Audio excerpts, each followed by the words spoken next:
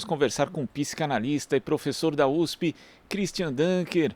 Bom dia, Christian. Bom dia! Como é que tá? A E gente, aí, Glauco? a gente tá indo, né, Christian, do jeito que dá. E uma das coisas aí que eu queria abordar logo de cara contigo é justamente essa questão de como estão as pessoas a partir de um evento aí que mobilizou muita gente, que são as Olimpíadas, que terminaram no último domingo, mas tem gente até já com síndrome de abstinência, né? Porque foi o tipo de evento que significou não só uma distração para as pessoas, mas também acaba representando um papel ali na vida de cada um. E das várias reflexões que a gente pode discutir, Christian, tem essa questão de muita gente ter visto ali, ter sentido momentos de alegria, né? Com o desempenho do Uhum. atleta, o desempenho de uma equipe, e às vezes as pessoas se sentem culpadas, inclusive por conta disso, né? Porque a gente está vivendo um cenário que é muito ruim e eu queria que você falasse a respeito disso, né? Qual o papel dessas pequenas alegrias, dos momentos de gozo, de desejo, de felicidade em meio a essa situação que a gente vive de pandemia, Christian? Olha, Glauco, é uma questão muito bem colocada, né? Porque depois de uma travessia tão longa, cheia de sofrimentos, de perdas, de inseguranças, né? A gente vai assim diminuindo o tamanho da alma, a gente vai se contraindo defensivamente e afetos como assim a culpa começam a fazer cócegas, né? Tanto a culpa de ter sobrevivido, a culpa de não ter passado tantos obstáculos como outros passaram, quanto a capacidade restaurativa que precisamos incrementar, né, de ter satisfação com a vida também, de ter prazer com a vida também. Então, a gente passou tanto tempo assim fugindo do desprazer que é possível que tenhamos assim desaprendido a fruir da satisfação. E essas Olimpíadas trouxeram muitos momentos de satisfação, que recompôs uma espécie de alguns traços, né, do espírito nacional, da gente torcer para o vôlei, da gente torcer para o Isaquias, para a Rebeca, né, que representam trajetórias de pessoas oprimidas, pessoas que enfrentaram muitas dificuldades para conseguir aquele grande triunfo e que funcionam como um sinal de esperança, como funcionam como um sinal de alento para tantos brasileiros. Penso que essa ideia de que eu não devo ficar feliz, eu não devo ter me permitir uma satisfação porque outros estão numa situação muito difícil, ela não é uma ideia muito transformadora, né? Como não é muito transformador o afeto da culpa. A culpa, inclusive, né, que você já disse em outras ocasiões, é um sentimento paralisante. Ele evita justamente essa questão da transformação. É. E a gente aprende, né, que a culpa ela purifica a pessoa, ela dá uma sensação, vamos dizer assim, de superioridade, né, principalmente quando você culpa o outro, e de inferioridade quando você culpa a si, né? Isso muitas vezes não serve para muita coisa, a não ser para você, vamos voltar na retórica aí cristã ou a narrativa que constitui a nossa cultura, só serve para você pecar de novo. Né? Daí você pede penitência, daí você espia sua culpa, daí você peca de novo. As Olimpíadas elas trouxeram outras coisas assim, acho que mais interessantes do que essa retórica que está já há tanto tempo disponível. Né? Mostrou como, às vezes sem recurso, mas mostrou a fadinha numa relação lúdica com o que ela estava fazendo. Né? Veja como isso é crítico, espontaneamente crítico, em relação a atitudes que às vezes a gente vê no esporte, a gente vê no trabalho, né? De disciplina, de autocontrole, de assim concentração, de que aquilo assim é uma coisa muito séria, aquilo é um jogo de vida ou morte. Fadinha foi lá brincando, né? O Ítalo foi lá brincando e mostraram que a gente precisa renovar nosso espírito lúdico, sua capacidade de brincar. E eu acho, vou até pegar esse gancho, Christian, porque essas duas modalidades foram algo novo nas Olimpíadas, né? O skate e o surf. E o skate a gente via ali que existia um espírito coletivo, um meio que torcendo para o outro, Uhum. inclusive ninguém ficava naquilo, ah, não, vai cair, né? As pessoas vibravam de fato com os rivais. E no surf, inclusive, tem uma curiosidade que quando foi introduzido nos Jogos, o Comitê Olímpico Internacional cogitou para dar, em tese, a mesma oportunidade para todo mundo. Ah, vamos fazer em um ambiente artificial em que todo mundo tenha direito a pegar as mesmas ondas. Mas aí os atletas falaram, não, mas faz parte da prática do surf justamente você entender o mar, compreender o ambiente que você está inserido e ter ali essa interação com a natureza. Então são duas modalidades que de fato elas trazem uma nova visão que vai um pouco não, bastante diferente de outras que na verdade imperam um espírito de competição com vitória a qualquer custo, Christian. Uhum. Muito bem observado, Glauco. E essas duas modalidades e o breaking que está vindo aí na próxima edição, que é um esporte mais aparentado à dança, assim, e eles estão funcionando como antídotos, né, para essa narrativa assim da autossuperação sem limites, do individualismo, do sentido bélico da competição, em que se eu ganho, você perde, e se eu ganho, você se humilha, e só tem espaço para um, que é um certo contexto, vamos dizer assim, egológico, que tem feito muito mal para os esportes em geral, né? E que, por outro lado, replica o espírito da vida corporativa. É uma imagem do que é a vida nas empresas, as empresas tomam essas palavras como motes, usam os esportistas como exemplo, né?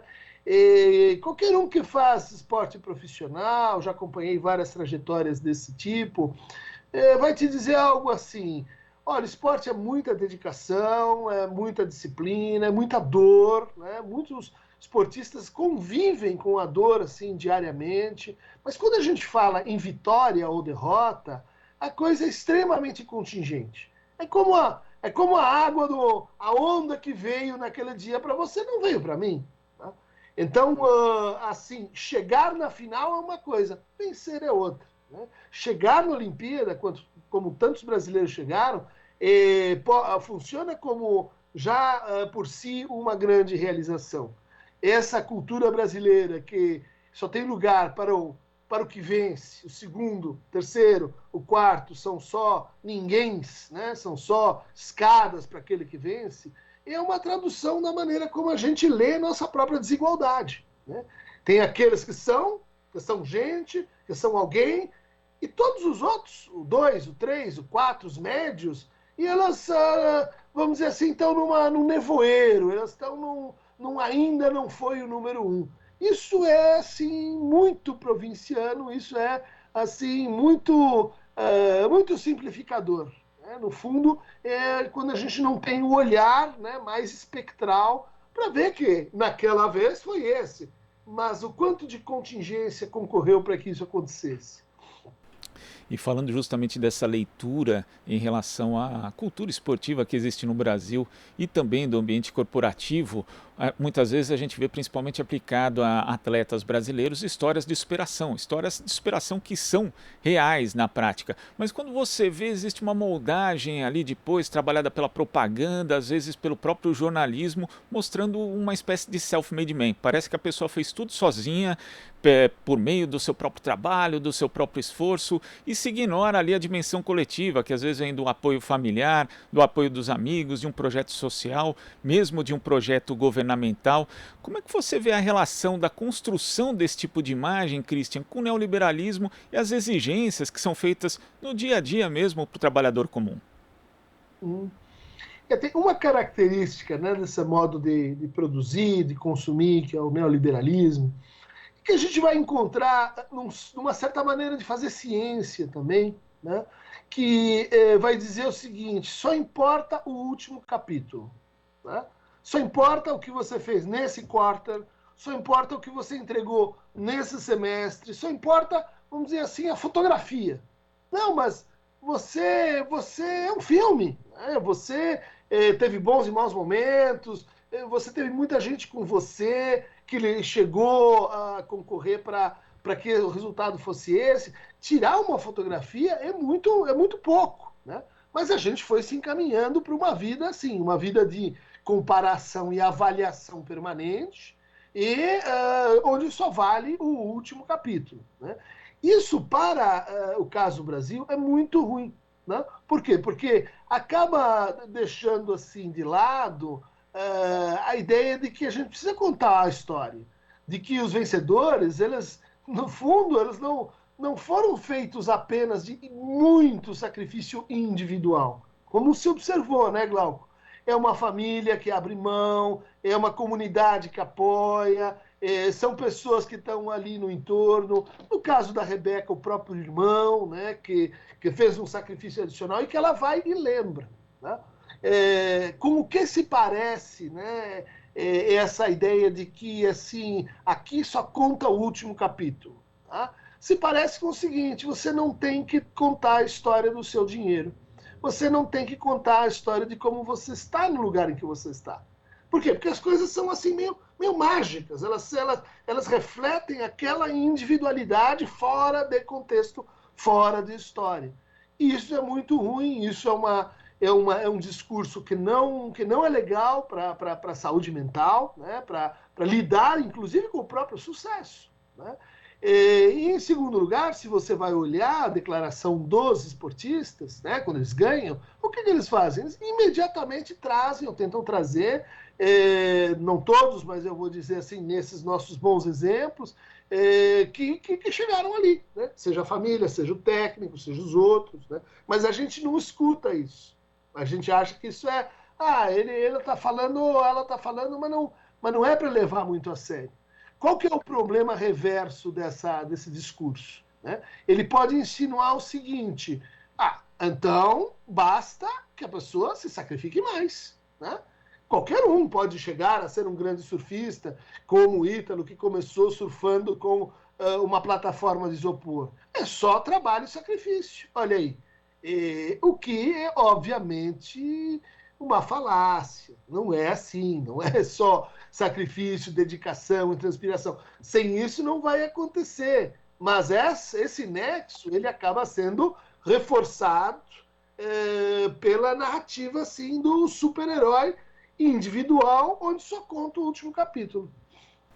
E é impressionante, Christian, como a lógica neoliberal acaba deturpando o sentido das coisas, porque quando a Raíssa, por exemplo, ganhou a medalha no skate, teve um deputado que falou: tá vendo, ó, a gente pode legalizar o trabalho infantil, porque vocês estão celebrando uma criança de 13 anos ali ganhando uma medalha em Olimpíada, mas não querem deixar que as crianças trabalhem.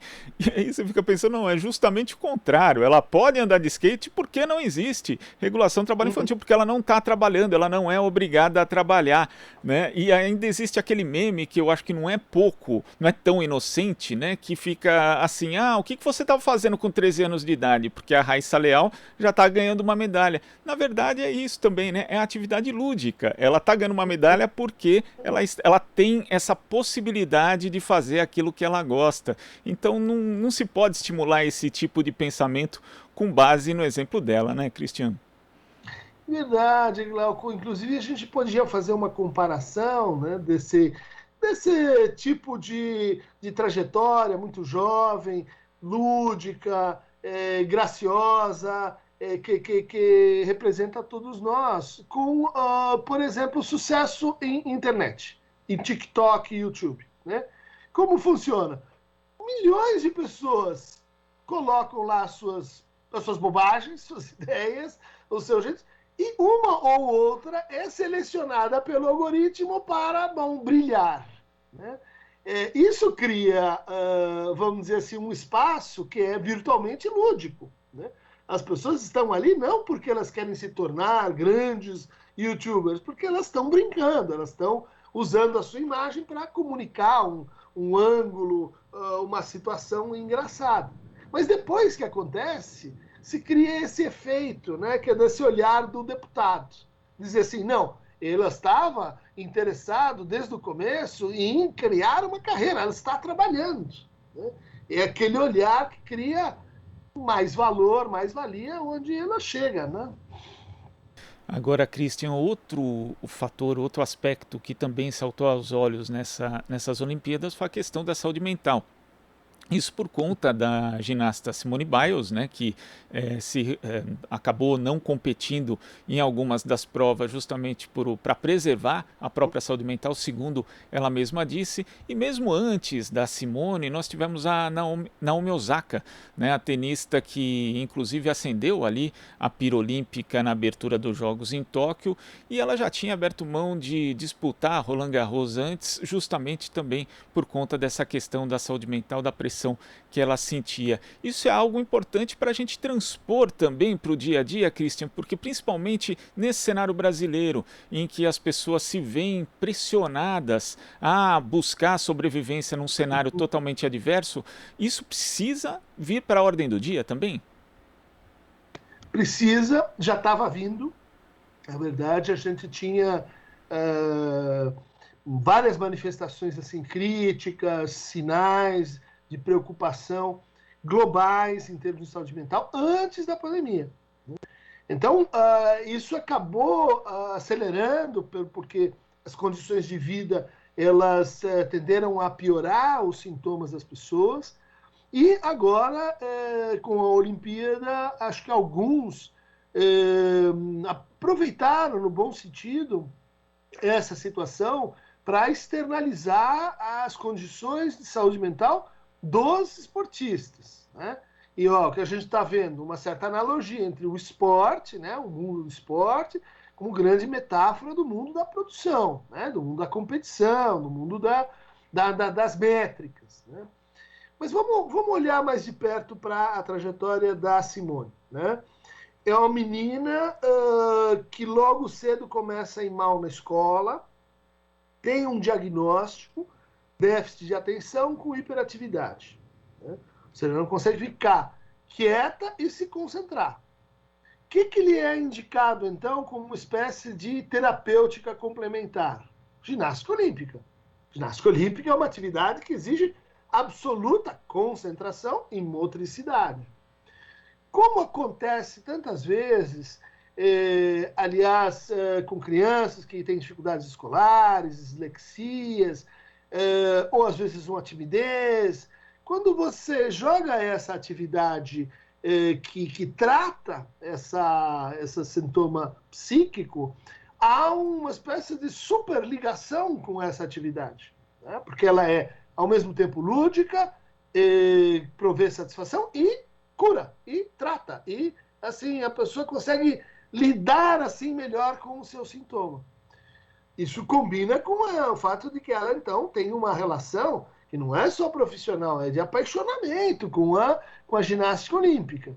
Só que isso leva ao quê? Né? Duas contingências importantes nessa trajetória. Primeira são os métodos de origem russa de treinamento de ginastas olímpicos nos Estados Unidos, que funcionam à base do quê? Dor, sacrifício, violência, maus tratos, né? uma rudez, uma brutalidade, né? Na relação com o corpo. Não é uma relação de cuidado, é uma relação de força, de pancada. Né? E o segundo encontro importante na trajetória da Simone é com um treinador que abusava das suas treinandas.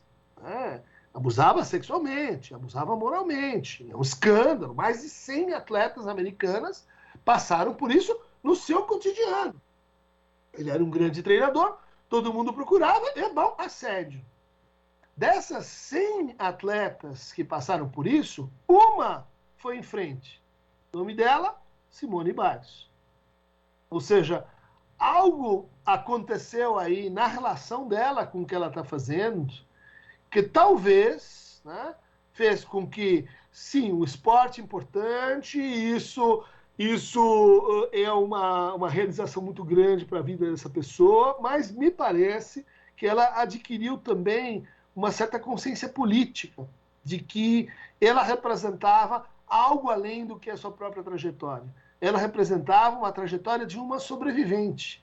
E Isso me faz entender por quê.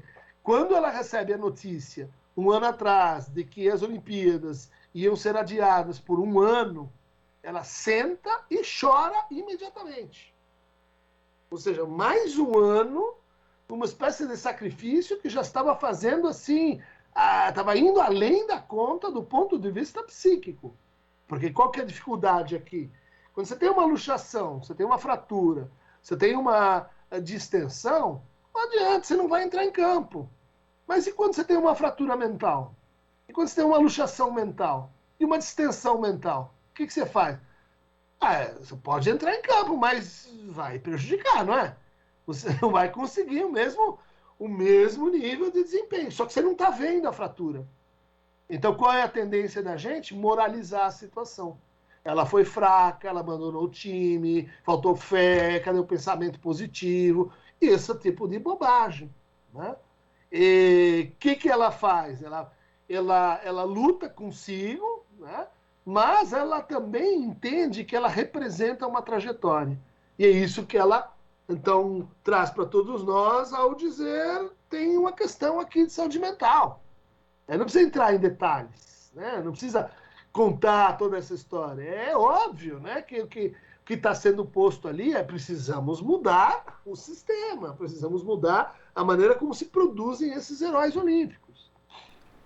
E quando você fala de consciência política, Christian, lembro de uma entrevista da Simone Biles no ano passado, ela falando de racismo e dando apoio inclusive ao Black Lives Matter, e nessas Olimpíadas a gente viu a Simone, além de torcer para as atletas dos Estados Unidos, também torcia e aplaudia muito a Rebeca Andrade em todas as provas que ela fez, que foi algo muito bonito e também chama essa questão da representatividade da mulher negra, num espaço que até a gente ter a Daiane dos Santos, não era das mulheres negras, ali a ginástica olímpica não era para os negros. Né? E foram abertas essas portas. Esse não também empoderador nesse sentido. A gente sabe que o trabalhador, a trabalhadora, em especial a mulher negra no Brasil, não pode dizer não o tempo todo na situação cotidiana, mas não, é também muito empoderador isso que a Simone Biles fez, o que a Naomi Osaka também fez antes das Olimpíadas, Christian. Perfeito, acho que esse é um contexto que explica, inclusive, a aderência, o ato, né? A sensibilidade dela à sua própria trajetória, à expressão do seu próprio sofrimento dessa forma. Né? Uma mulher negra tem contra si adversidades ainda maiores. Né? E isso foi muito, muito legal, acho que fez parte dessa trajetória toda, e a gente precisa considerar sempre esse a mais quando a gente leva em conta o recorte de classe e de raça. Né?